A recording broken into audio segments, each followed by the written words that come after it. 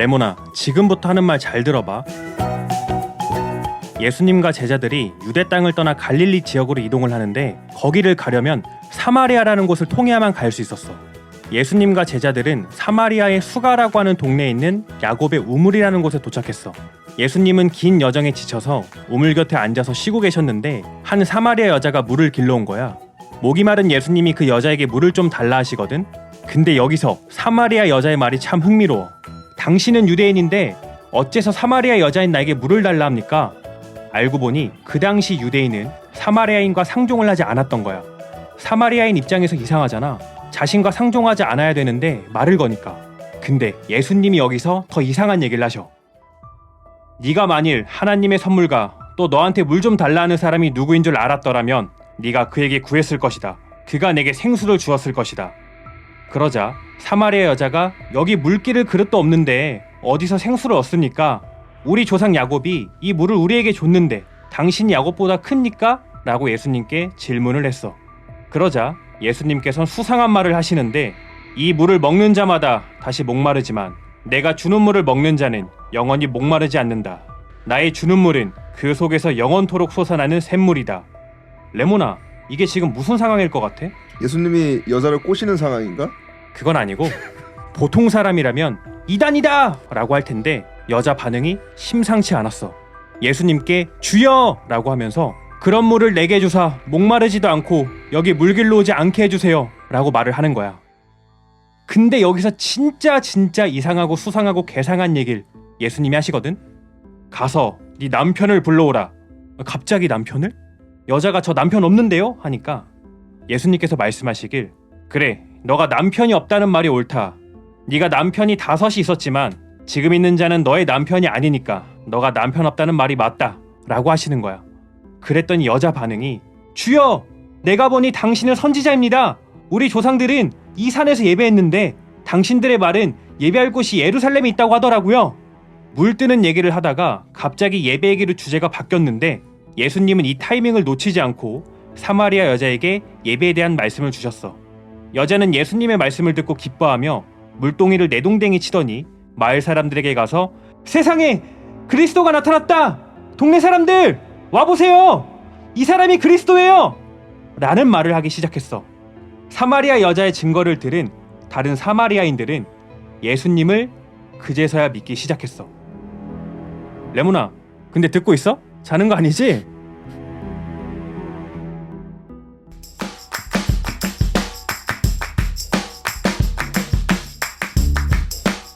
조론님, 네. 아주 시작부터 엄청난데요. 감사합니다. 저 깜짝 놀랐어요. 아니 지난번 보니까 네. 또 되게 나레이션을 잘 해주셨잖아요. 네. 다른 분들이 네. 질 수 없더라고요. 오. 네, 그래서 한번 이를 갈고 준비를 해봤습니다. 야, 저 진짜 놀랐습니다. 주무셨잖아요. 아니 눈 감고 있던데. 아닙니다. 근데 또 이게 요한복음 4장 내용이잖아요. 네. 근데 들어보니까 너무 재미난 이야기가 나올 것 같은데요. 되게 자극적이에요. 자극적인 네. 거 좋아하죠 저희 또. 그니까요. 저희 네. 도파민 중독자잖아요. 그니까요.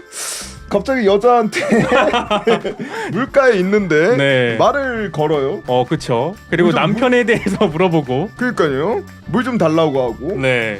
자신이 떠서 먹어도 되는 걸 물 좀 달라고 하고 갑자기 남편 데리고 와라.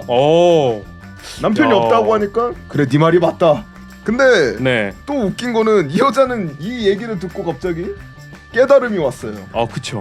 깨달음이 와서 온갖 사람들을 다 전도합니다. 네. 흔히 이단에 빠진 사람이 이렇게 눈초리를 받지 않을까 생각이 드는데요. 네. 이 정확한 이야기를 좀 알아야 되지 않겠습니까? 그쵸. 그래서 저희가 또 모셔왔죠. 누구죠? 바로 남기훈 강사님입니다. 안녕하십니까, 마테시파 남기훈 강사입니다. 반갑습니다. 네, 반갑습니다. 방금 텐션이 제가- 되게 높으신데요, 강사님? 방금 제가 인사하고 제가 환영을 한 건가요? 왜 MC 분들이 저를 환영을 안 해주시죠? 이제 우리 너무 자주 본 사이인가? 아닙니다. 환영했습니다. 네. 강사님은 오늘 오프닝 듣고 어떠셨나요? 네, 진짜 조로님이 이를 갈고 오셨다. 오. 아마 분명히 방송에는 이제 완벽하게 편집된 것이 나가겠지만 네. 사실 우리 중간에 사마리아 지옥에 좀 한번 빠졌지 않습니까? 아 이걸 또 말씀해 주시면 또 네. 제가 언급을 안 할 수가 없잖아요. 한 사마리아만 한 20번 외쳤나요? 아 이게 사마리아 하다 보니까 발음이 좀 꼬이더라고요. 네, 좀 어려운 발음이 아닌데. 네. 확실히 사마리아에 뭔가 수상한 것이 숨겨져 있기 때문에 힘들지 않았나 싶었습니다. 역시 이게 네. 우리 조론님이 이를 갈고 준비를 하셨잖아요. 네. 그러면 준비하시다가도 막 궁금한 게 막 생겼을 거 아니에요. 그쵸. 바로 한번 질문해 보죠. 네. 저는 처음부터 이해가 좀 안 됐거든요. 네, 아니 우물이 바로 앞에 있는데 예수님께서 직접 이제 뭐 물을 길러 드시면 되잖아요. 그죠? 근데 굳이 앞에 있는 여인에게 물을 떠오라고 하시거든요. 네, 네. 이거는 사실 네. 그냥 직접 움직이셔가지고 물을 떠서 이렇게 드셔도 되지 않나? 왜 굳이 앞에 있는 다른 사람을 시킨 걸까? 네. 혹시 좀 가부장적이시지 않을까? 좀 그런 생각이 좀 들거든요. 아버지가 밥 먹고 나서 이제 애들한테 물 떠오라고 네. 시키는. 네. 저 어렸을 때 약간, 많이 떴습니다. 네. 예수님이 뭐 가부장적이라서 이제 그러신 건 아니고요. 나레이션 해주실 때도 나왔지만 그 예수님과 여인의 대화 중에 보면요, 이 우물은 깊고 예수님은 물들 도구가 없다라고 이 여인이 그런 말을 하거든요. 네. 그래서 이제 예수님은 실제 우물 곁에 있었지만 그 우물물을 마실 수가 없는 상황이었기 때문에 이제 그 도구를 가지고 물을 길러온 여인에게 이제 물을 좀 달라 하셨던 거죠. 그런데 이제 요 상황만 보면 진짜 예수님이 이제 목이 말라서 이제 도구를 가진 여인에게 물 좀 달라 하는 것 같았지만 사실은 이제 예수님은 진짜 이 여인에게 주고 싶은 물이 있었기 때문에 그 물을 주고자 말을 걸었던 거죠. 그래서 물을 좀 달라 이러면서 이제 말을 걸었던 겁니다. 근데 상황도 운전인데 만일 예수님이 본인이 도구가 있는데 물을 달라 하면 이게 상황이 좀 이상하지 않겠습니까? 근데 물들 도구가 없는 상태에서 이제 이렇게 여인에게 말을 걸면서 시작을 하게 됩니다. 그러니까 처음 말을 걸 때 그냥 흔히 말하는 그 뭐라 그래야죠? 스타트 멘트라고 해야 되나요? 그런 걸 그냥 하신 건가요, 그럼? 그렇죠. 이제 본론으로 직접 들어간 게 아니라 네, 이제 따뜻하게 마음을 데우는 이런 멘트로 이제 시작한 네. 거죠. 요런 예가 대표적으로 사도행전 8장에 보면 이제 빌립이 에디오피아 내시를 만날 때 네. 천사의 인도를 받아서 에디오피아 내시에게 할 말이 있어서 가거든요. 근데 딱 가서 내가 너한테 할 말이 있는데 이렇게 하지 않고 이제 그때 마침 내시가 성경을 읽고 있었는데 이제 빌립이 네가 읽는 것을 깨닫느냐라고 이렇게 물어보면서 질문을 던지면서 시작합니다. 그래서 예수님도 진짜 여인에게 할 말이 있으셨는데요. 이제 그 상황, 이제 우물은 깊고 물들 그릇은 없는 상황에서 그 그릇을 가진 여인을 봤을 때 이제 그 말부터 시작을 하셨던 거죠. 근데 제가 좀 궁금한 게 있는데 유대인이 왜 사마리아 여인에게 말 거는 게 좀 이상한 일일까요? 네, 요거는 이제 그 이스라엘의 역사적인 배경이 좀 있는데요. 이제 사마리아는 북이스라엘 지역입니다. 그래서 이 시대적 배경을 우리가 좀 알아보면 지금으로부터 2900년 전 이스라엘은 북이스라엘과 남유다 이렇게 분열이 됩니다. 이스라엘 나라가 분열이 된 이유는요. 이제 솔로몬 때부터 하나님을 버리고 우상을 섬기게 되거든요. 그래서 그때부터 하나님께서 이제 이스라엘의 10개 지파를 여로보암에게 줄 것을 이미 말씀을 하셨고 이제 그게 솔로몬 아들 때에 이루어지게 되면서 이제 남유다와 북이스라엘로 이제 나누어지게 됩니다. 그래서 이제 이 분열이 되면서 그냥 나라가 두 쪽이 난 게 아니라 이제 서로 많은 전쟁이 있게 되고 그러면서 서로 이제 원수가 됩니다. 그래서 이제 북이스라엘은 결국은 아수르에게 멸망을 받고 이제 아수르의 제국 정책에 의해서 이제 아수르의 다른 나라들과 북이스라엘 사람들이 이제 섞어버립니다.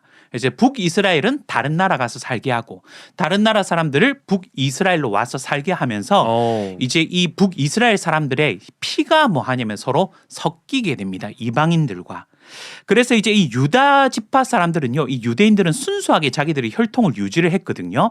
북이스라엘은 이방인과 이렇게 피가 섞인 것을 보면서 이제 그때부터 남유다 사람들이 원래부터 사이도 안 좋았지만 그만큼 혈통을 중요시 여겼던 이스라엘 백성 입장에서는 북이스라엘 사람들을 이스라엘 사람 취급을 아예 안 해버리는 거죠.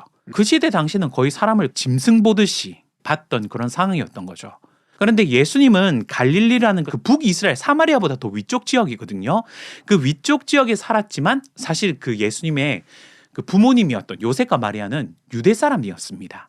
그러니까 예수님은 유대인이었고 이제 이 여인은 사마리아인이었기 때문에 유대인이 사마리아인에게 말을 거는 것이 사실은 좀 굉장히 어색한 부분이었죠. 완벽하게 이해가 됐습니다. 네. 흔한 요즘 말로 하면 근본이 없다 이러면서 네. 차별을 좀 한 거네요. 네. 오, 정확합니다. 네. 네. 어. 그런 느낌이죠. 네. 그냥 한 가지 좀 들으면서 궁금한 점이 그게 또 하나님의 뜻이었을까요? 그렇게 뭔가 배척하고 혈통이 섞였으니 너는 하나님과 함께하는 자손이 아니다 하면서 하는 그런 행동들이 좀 하나님께서 원하시는 행동이었던 걸까요? 그렇게 배척하는 행동은 사실 하나님께서 원하시는 행동은 아닙니다. 그런데 이제 그렇게 될 수밖에 없던 그것은 하나님이 심판하신 것은 맞죠. 왜냐하면 하나님을 섬겨야 되는 이스라엘 백성들이 하나님을 버리고 우상을 섬겼거든요. 그래서 우상을 섬긴 결과 그들이 뭐 아니면 나라가 두 쪽이 나게 되는 일이 있게 되고요. 그래서 하나님의 나라가 두 쪽이 났다는 것은 어떤 의미가 있냐면 하나님이 더 이상 그들과 함께하지 않는다라는 그런 의미가 있었던 거죠. 그러면 이제 우리는 하나님이 함께하는 나라인데 나라가 두 쪽이 났어요. 그러면 우리가 뭔가 하나님 앞에 지금 심각하게 잘못을 하고 있구나. 이걸 생각했어야 되는데 그들은 그걸 생각하지 않았던 거죠. 그러니까 둘 다 사실은 하나님의 백성이 아니었던 건데요. 근데 자기들은 하나님의 백성이 아닌 줄도 모르면서 북이스라엘이 하나님의 백성이 아니라고 차별하는 그런 모습이었던 거죠. 그거를 그럼 예수님이 오셔서도 그러고 있었던 거네요, 서로가. 오히려 더 심해졌던 거죠. 네, 시대적 배경 잘 들었습니다. 살짝 머리가 아프기 시작했고요. 아니 좀 주무시고 계시더라고요. 이 도파민을 원했지만 네. 좀 도파민이 안 나오고 있어서 또 도파민이 나올 질문을 좀 하겠습니다. 좋습니다. 남편이 5이나 있는 여자가 있어요. 이거 어떻게 생각하시나요? 이거는 사실 지금도 이해가 안 가거든요. 그죠? 지금 시대에서도 근데 또 지금 남편이 네 남편이 아니래요. 불륜인가요? 이거 뭔 말인가요? 네, 이 정도면 요즘 세상에서도 사실은 진짜 사람들이 와 놀랄 만한 그런 모습인데요.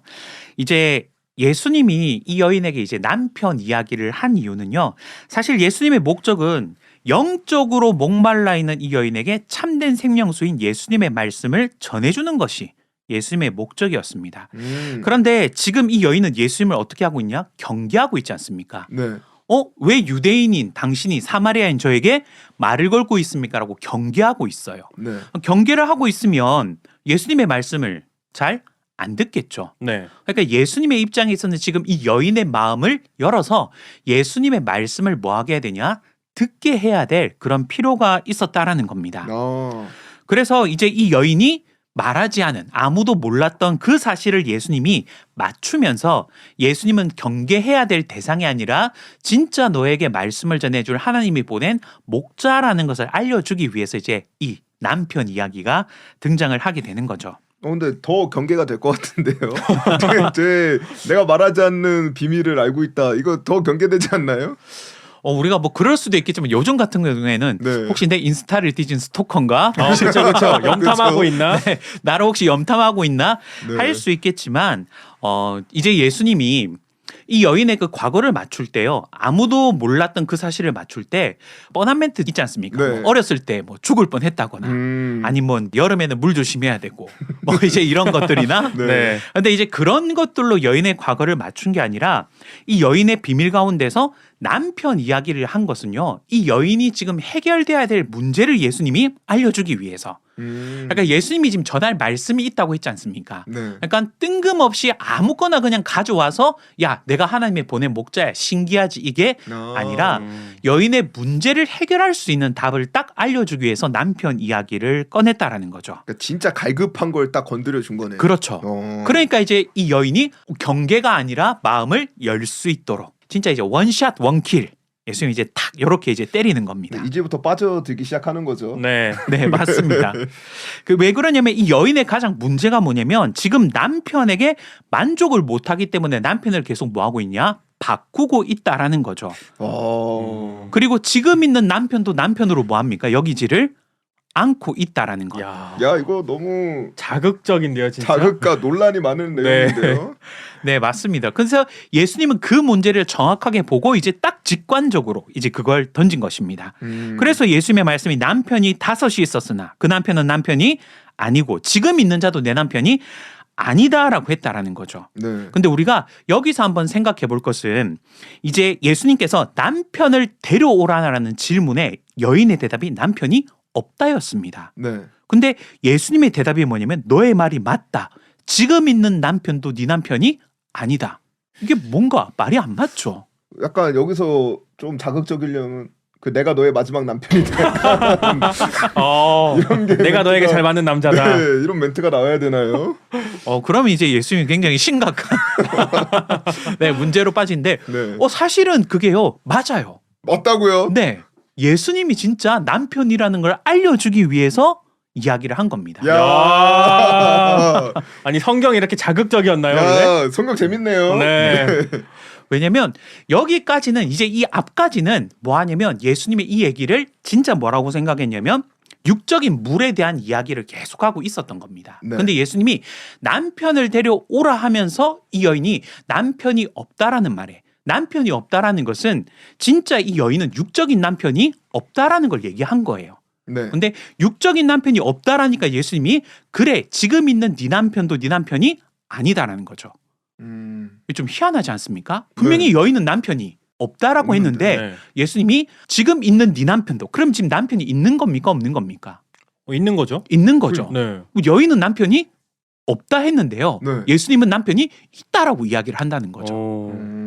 이게 뭐냐면 바로 여기서부터 예수님은 무슨 얘기를 하고 있냐? 영적인 얘기를 하고 있는 겁니다. 사실 예수님은 앞에서부터 계속 영적인 얘기를 했는데요. 여자가 그걸 영적인 얘기라는 것을 못 알아들었어요.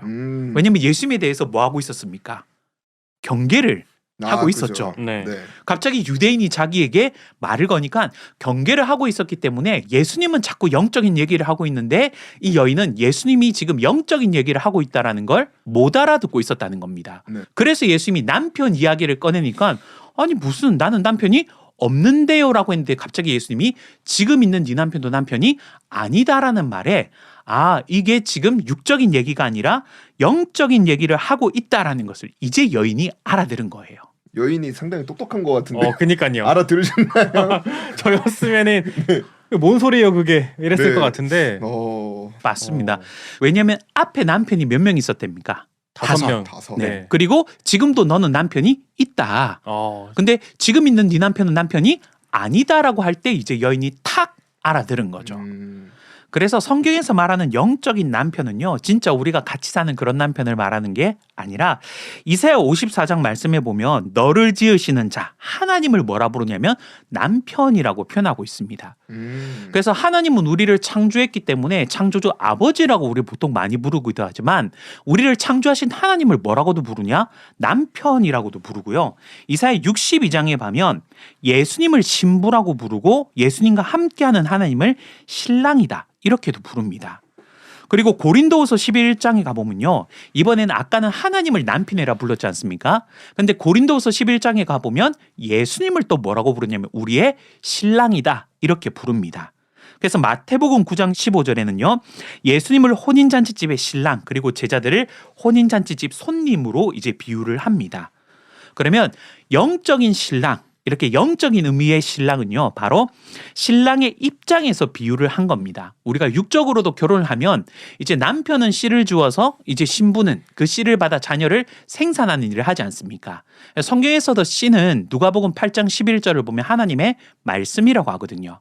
그러니까 말씀을 주는 주체, 마치 결혼을 하면 남편이 씨를 주는 주체가 되듯이 하나님의 말씀의 씨인 말씀을 주는 주체를 뭐라고 하냐면 신랑이다. 남편이다 이렇게 얘기를 하는 거죠. 그래서 말씀을 하나님께서 주실 때는 하나님이 신랑의 입장이 되고 또한 이제 신약 시대 이후로는 예수님이 또 말씀을 주시지 않습니까? 네. 그러니까 말씀을 주시는 예수님이 바로 뭐가 되냐? 신랑의 입장이 되고 오늘날 이 땅에서는 하나님의 말씀을 증거하는 목자들이 있지 않습니까? 네. 그 목자들이 또한 뭐의 입장이 되냐? 신랑, 남편의 입장이 된다라는 겁니다.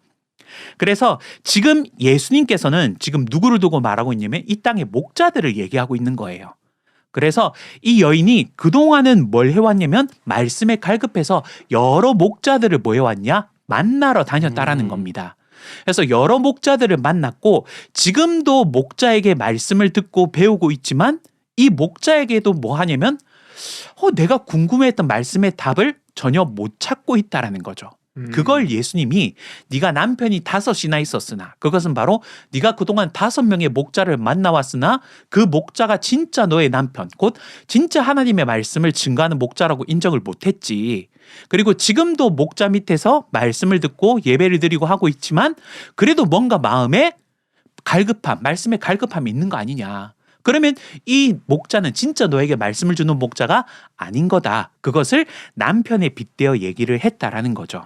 그래서 예수님은 물을 핑계로 대서 이 여인의 육적인 목마름이 아니라 하나님의 말씀에 대한 갈급함, 이 목자 저 목자 만나러 다니면서 진짜 하나님의 말씀의 뜻이 무엇인지 알고 싶은 그것을 예수님께서는 해결해 주고 싶었기 때문에 그 목자를 남편으로 비유해서 여인의 알지 못한 것을 예수님이 맞춘 거죠. 아니, 예수님이 빌드업이 장난 아니신데요? 그러게요. 네. 그리고 또 저희가 원했던 대답은 아니지만 네. 조금은 이 자극이 좀 떨어지긴 하지만 결국에는 5명의 목자를 만났고 이제 6번째 목자를 만났지만 이것도 만족하지 못하는 상황을 말하는 거네요. 그럼. 네. 네. 그러면 그 얘기를 왜 했겠습니까? 이제 진짜 내가 너가 만나야 될 남편이다. 목자다. 이거를 알려주고 싶었던 거죠. 약간 영적 프로포즈 아닌가요? 맞습니다. 야, 그런데 어. 만약에 옆에서 누가 듣고 네. 이걸 그대로 뭐 기사를 내면 너무 재밌을 것 같은데요. 네, 이게 영적인 거랑서 못 알아들으면 이게 진짜 그러니까요. 결국에 그래 내가 너의 마지막 남편이야. 거의 사랑과 전쟁이거든요. 네, 네. 엄청난 그러니까요. 내용이 되는 거죠. 어. 그래서 이 엄청난 내용을 예수님이 지금 영적으로 이야기를 하고 계신다는 겁니다. 그래서 예수님의 이 말을 알아들은 여인이 딱 첫 번째 질문이 뭐였습니까? 어디서 예배를 드리느냐? 그러면 이 여인이 해결되지 않은 마음의 갈급함이 뭐였냐면 하나님께 진짜 참으로 드리는 예배가 뭔지가 궁금했다라는 거죠. 야. 그래서 그걸 이제 딱 질문을 했다라는 것은 여인이 예수님의 말씀을 이제는 뭐 한 겁니까? 알아들은 겁니다. 그러니까 여인이 진짜 대단한 여인인 거죠. 그러니까 이게 우연이 아니라 하나님이 좀 인도하심 같기도 하거든요. 네, 맞습니다. 네, 알아들을만 하니까 네, 예수님을 또 만나게 해주신 게 아닌가. 네, 사실은 요 여인과 예수님을 만나는 장면이 지금 예수님과 단독으로 만나는 장면이거든요. 네. 근데 왜 단독으로 만나게 됐냐면 예수님이 이제 예루살렘에서 갈릴리로 이제 올라가시는 길에 성경에 보면 행로에 고나여 이렇게 표현하고 있어요. 네. 그러니까 이제 길 가는 게 굉장히 예수님은 뭐 아니면 힘드셨던 거죠. 그래서 힘들어서 우물가에 예수님이 이제 털썩 앉아가지고 난 여기서 좀 쉬고 있을게. 근데 이제 제자들은 마을로 보내서 밥 먹을 걸 구해 오라고 제자들을 보낸 상황인 겁니다. 그러니까 어떻게 보면 진짜 예수님이 힘들어가지고 난 여기서 쉴 테니까 너네 좀 갔다 와라 했는데 제자들이 딱 떠난 사이에 누가 오냐면 여인이 물을 길러 와서 예수님을 만났던 거죠. 그러니까 어떻게 보면 우연이라고 할 수도 있겠지만 어쩌면 예수님은 이 여인을 만나기 위해서 여기서 이제 제자들을 보내고 여인을 만난 것이 아닌가. 그런데 아마 제자들이 이 대화 내용을 들었으면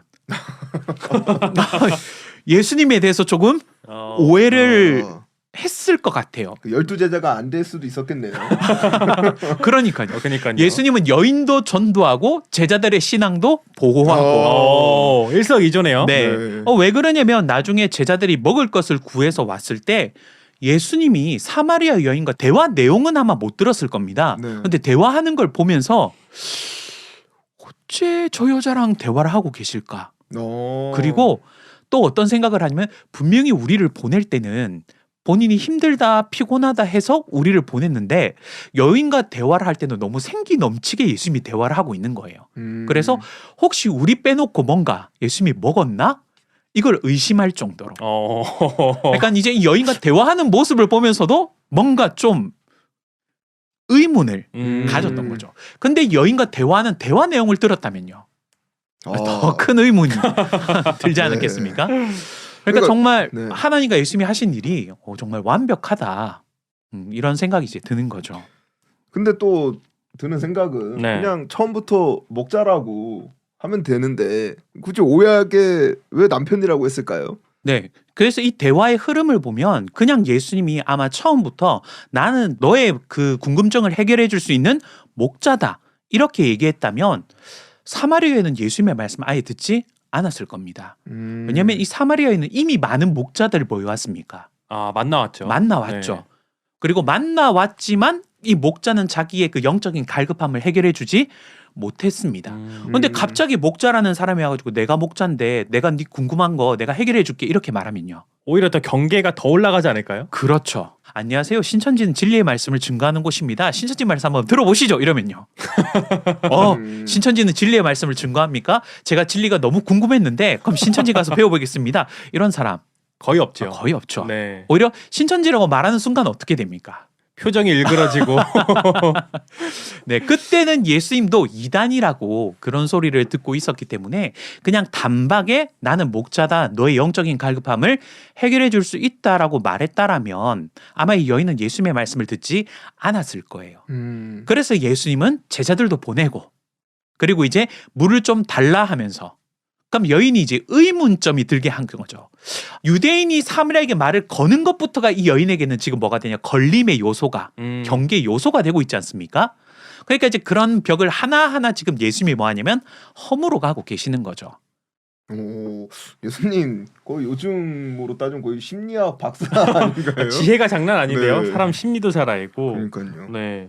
아마 김창옥 씨나 이런 분보다 예수님이 더 요즘 같은 분이었으면 더 방송에 많이 나오지 않았을까 네. 싶습니다. 근데 저는 또 한편으로는 이 사마리아 여인도 대단한 게 남편을 목자라고 비유를 한 거긴 한데 이거를 또 알아듣는 것도 쉽지 않을 것 같긴 하거든요. 그죠. 네, 아무리 뭐 눈치를 채게끔 이야기를 했어도 이걸 확신하는 거는 또 아무나 할 수 있는 건 아닌데 이거를 깨닫고 또 막 예배에 대한 얘기도 하고 예수님을 구원자로 또 생각하고 영접하는 것 자체가 저는 정말 대단하다고 생각이 들고 모르는 사람이 보면 주장 논란 아닌가 뭐 이런 생각이 좀 들 수도 있을 것 같긴 하거든요. 네, 맞습니다. 그래서 사실 저희가 이렇게 설명을 드리고 있지만 우리가 이 말을 알아듣기가 좀 쉽지는 않으실 겁니다. 근데 여인은 단박에 예수님의 말씀을 알아들었고 또 나중에 보면 동네에 가서 예수님을 그리스도라고 아니면 증거하는 일까지 쉽게 말하면 예수님을 전도하는 일을 이 단 몇 마디 대화 속에서 여인의 깨달음을 전하는 일이 있었던 거죠. 그런데 이렇게 이 여인이 할 수 있었던 것은요. 그만큼 말씀에 간절함이 있었기 때문에 그렇습니다. 예를 들면 저희도 진짜 뭔가 심각한 문제가 있어서 계속 그 문제만을 생각하고 있다면요. 주변에 어떤 일이 일어나도 그 문제랑 뭐합니까? 연관을 시키지 않습니까? 아, 그렇죠, 그렇죠. 예를 들면 제가 이거 해결해야 될 문제가 있는데 예를 들면 꿈을 하나 꿨어요. 네. 그럼 꿈꾸고 나면 그러면 내가 이렇게 하라는 뭔가 뜻인가? 저렇게 하라는 뜻인가? 아니면 누군가가 어떤 한마디를 툭 던졌을 때도 어떻습니까? 아, 그럼 이 문제를 이렇게 해결하면 되겠다. 우리가 모든 것에서 그 답을 찾죠. 뭔가 관심이 없으면 그냥 지나갈 것을 우리가 오직 거기에 관심을 가지면 어떻습니까? 다 이제 대입해가지고 그렇죠. 네. 모든 것을 대입해서 생각하지 않습니까? 그러면 예수님의 이 말씀을 이 여인이 알아들을 만큼 이 여인은 진짜 뭐 아니면 그 문제가 굉장히 심각했고 늘 그 문제에 대해서 생각하고 고민을 하고 있었다라는 겁니다. 그래서 이 여인의 첫 번째 질문이 바로 뭐였습니까? 예배에 관한 질문이었지 않습니까?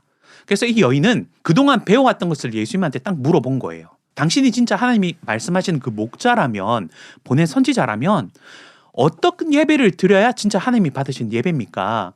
우리 사마리아 지역에 있는 사람은 그냥 여기서 예배를 드려도 된다 하고 저 유대에 있는 목자들은 예루살렘에서 예배를 드려야 된다는데 그럼 예루살렘에서 드리는 예배가 진짜 예배입니까? 아니면 사마리아에서 드린 예배가 진짜 예배입니까? 이걸 이제 물어봤던 거죠. 그런데 이제 아무리 예루살렘에서 드려야 된다, 사마리아에서 드려야 된다라는 말을 들어도 이 여인에게 그 의문점은 해결이 되지 않고 있었다는 겁니다. 그래서 그걸 해결하기 위해서 수많은 목자들을 뭐 아니면 이 여인은 만나고 있었다는 거죠. 그래서 예수님이 거기에 대해서 이제 답을 딱 주신 거죠. 예배는 장소가 중요한 게 아니다. 그럼 이런 답을 내려주는 목자가 그동안 아무도 없었다라는 겁니다. 그래서 예배라는 것은 장소가 중요한 게 아니라 신령과 진정의 예배, 곧 진리의 말씀으로 드리는 영적인 예배가 중요하다라는 것을 이 여인에게 깨우쳐 줍니다. 그러면 신령과 진정 예배라는 것은 진리의 말씀이 있는 곳이기 때문에 예배는 하나님이 함께하는 목자인 예수님. 그래서 하나님의 진리의 말씀을 증거하는 예수님. 비유하면 이제 진짜 예수님이 남편이 되는 거죠. 그래서 진짜 남편이신 예수님과 함께 드리는 예배가 참된 예배고 하나님이 받으시는 예배다라는 것을 알려주었을 때 이 여인은 마음이 굉장히 많이 시원해졌던 겁니다. 이제 영적인 물을 마셨던 거죠. 일단은 남편은 해결이 됐거든요. 그죠? 그렇죠. 네. 근데 또 여기 해결이 좀 필요한 문제의 발언이 또 있습니다. 뭐죠? 요한복음 4장 14절에 보면 네. 내가 주는 물을 마시면 영생을 한다. 그리고 영원히 목마르지도 않는다. 야, 이거 요즘 좀 종교 사기꾼도 이런 말 많이 하거든요. 이거 그쵸. 여기가 시초였나요? 네. 이게 어떻게 된 건가요? 네, 우리 끝까지 예수님에게 굉장히 좀 부정적이신 것 같은데. 네. 일단은 영원히 목마르지 않는다는 것은요. 지금 여인의 첫 질문인 예배에 관한 것이었습니다. 네. 그 시대에 예수님이 아닌 다른 목자들은 예배 장소를 가지고 다투고 있었다라는 거죠. 그래서 여인은 참된 예배가 정말 장소의 문제가 맞는가라고 뭐하고 있냐면 고민하고 있다라는 겁니다. 마치 오늘날 우리가 예배가 수많은 교단들이 예배를 드리면서 우리 교단에서 드리는 예배가 진짜 예배다라고 말하면 신앙인들은 그럼 내가 어느 교단에 가서 예배를 드리는 게 진짜 예배를 드리는 것인가 고민하고 있는 그런 상황이라는 거죠. 그래서 이제 이 문제를 예수님을 통해서 예배에 대한 궁금증이 해결이 된 겁니다. 그래서 장소의 문제가 아니라 예배라는 것은 하나님의 참된 말씀이 있는 곳에서 예배를 드리는 것이 진짜 예배다라는 것을 깨달았기 때문에 더 이상 이 물음에 대해서 이제 목마를 필요가 없는 것이죠. 그래서 이게 뭐냐면 영원히 목마르지 않는 샘물을 먹게 된 겁니다.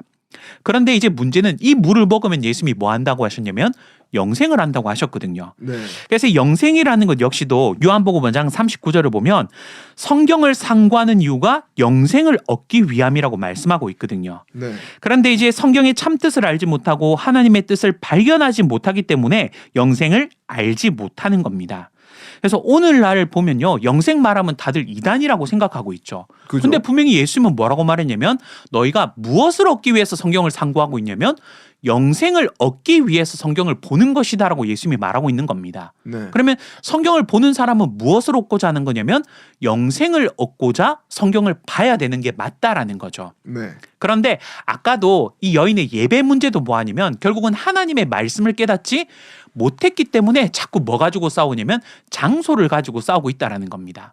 그럼 장소를 가지고 싸우고 있다는 것은 이들은 근본적인 하나님의 말씀을 이해를 못하고 있는 거죠. 근데 그 문제를 해결하면서 그러면 예배는 장소의 문제가 아니라 하나님의 참뜻을 아는 문제다. 이것만이 아니라 그러면 하나님의 참뜻을 깨달은 신앙인은 무엇을 할 수 있냐? 영생을 할 수 있다까지 예수님께서 알려주신 겁니다. 그래서 마태복음 11장 27절에 보면 계시를 통해서만이 참 하나님을 알 수 있다라고 말하고 있거든요. 그래서 이제 예수님이 여인에게 하나님의 참뜻을 알려주었기에 하나님의 참뜻을 깨달은 사람은 영생에 이를 수 있다라는 것을 알려주고 있습니다. 또한 요한일서 5장 13절에 보면요. 성경을 쓴 목적이 너희에게 영생이 있음을 알게 하기 위함이라고 말씀하고 있습니다. 그것은 생명의 근본이신 하나님이 사람들과 함께 하게 되면 영생이 있음을 알려주는 것이 바로 성경이라는 거죠. 그러면 이제 이 예배와 영생이 어떻게 연결이 되냐? 이제 이게 중요한 거거든요. 그래서 요한복음 4장의 중요한 것은 하나님은 영이시니 하나님께 예배하는 자는 신령과 진정으로 예배하라고 하시면서 하나님은 그렇게 예배하는 자를 찾으신다라고 말하고 있습니다.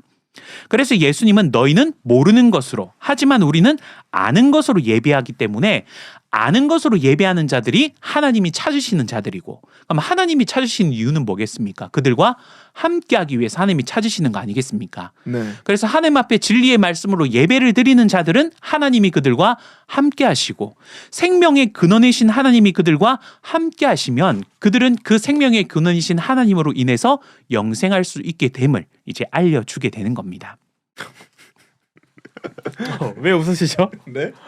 그냥 영생이 네. 이해가 안 되는데. 네.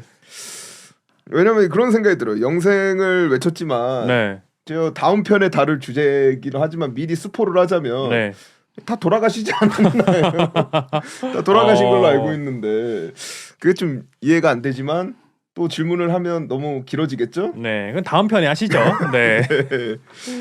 우리가 영생에 대해서 이해가 안 되는 것은요. 왜 이해가 안 되냐면 성경을 통해서 제대로 배워본 적이 없기 때문에 이해가 안 되는 겁니다. 그럼 배우면 얼마든지 뭐가 되냐면 이해가 되는 거예요.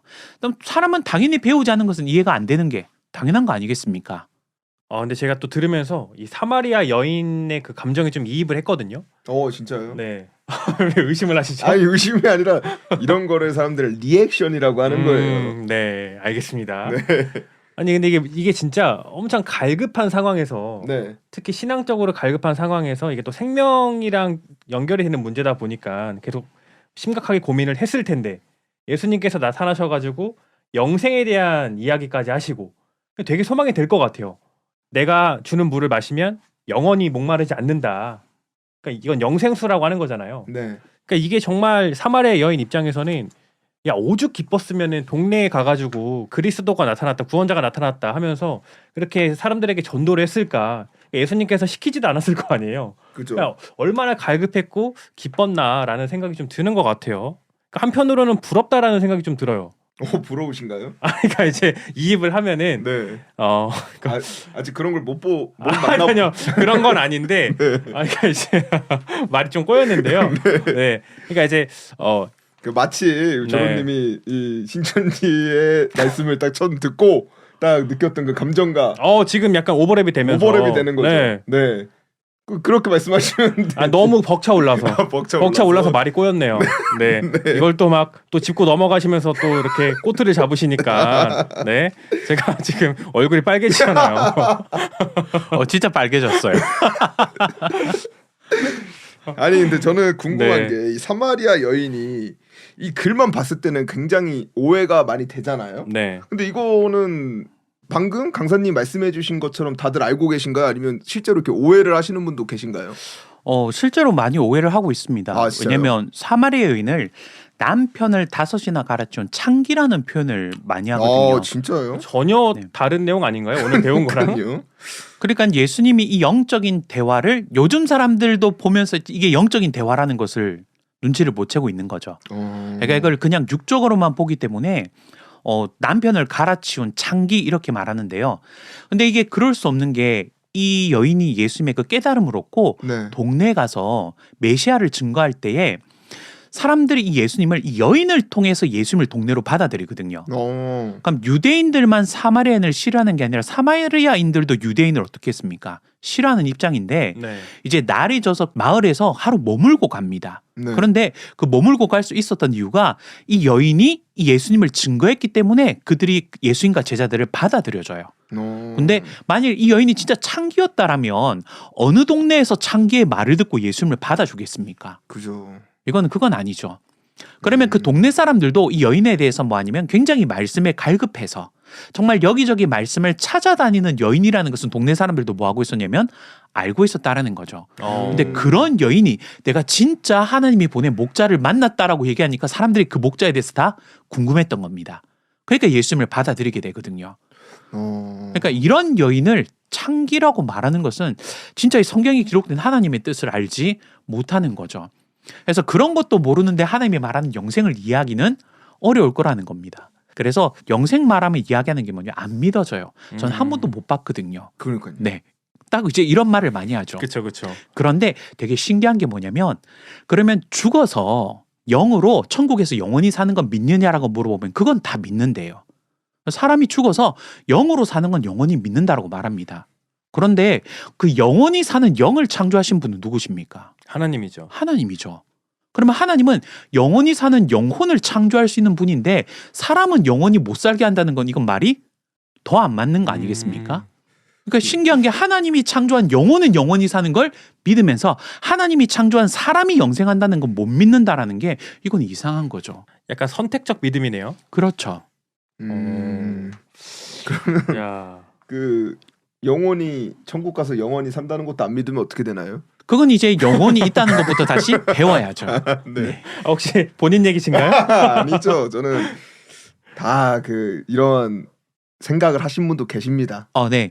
그래서 성경은 보통 요거를 안 믿는 것은 영혼이 있다라고 믿는 사람은 영혼이 영원하다라는 걸 믿는데 아예 그 영혼이 없다라고 생각하는 사람들도 있죠. 네. 그래서 죽으면 그냥 끝이다. 그럼 성경은 거기에 대해서 또 알려주고 있습니다. 여기서 끊어야 될 것 같아요. 네. 또 너무 길어질 것 같아서 끊도록 하겠습니다. 네. 야, 근데 이게 참 처음에 저희가 떠들었던 그 멘트들이 있잖아요. 그렇죠. 그것들이 참 오버랩이 되네요. 상당히 반성이 되는 네. 시간인 것 같습니다. 강사님의 이 해설을 들으면 너무 직관적이고 쉬운데 그렇죠, 그렇죠. 참 그런 오해를 하고 계시는 네, 게 그냥 이게 참- 문자 그대로 하나님의 뜻을 모르고 읽으니까 그러니까요. 자극적이고 이게 막 네. 뭐 가늠하는 여인 같고 이렇게 보일 수밖에 없는 것 같아요. 그러니까요. 하지만 알고 보면은 예수님의 심정과 또 이 사마리아 여인이 왜 이렇게 갈급했는지까지 네. 다 알 수가 있었던 것 같습니다. 네, 그럼 저희 또 다룰 이야기들이 많습니다. 네, 오늘은 여기서 마치도록 하죠. 여기까지 들어주신 청취자 여러분들 너무나 감사드리고요. 강사님 마지막으로 뭐 하실 말씀 있으신가요? 네, 우리 다음 시간에도 꼭 들어주세요. 네, 들어주세요. 감사합니다. 감사합니다. 감사합니다.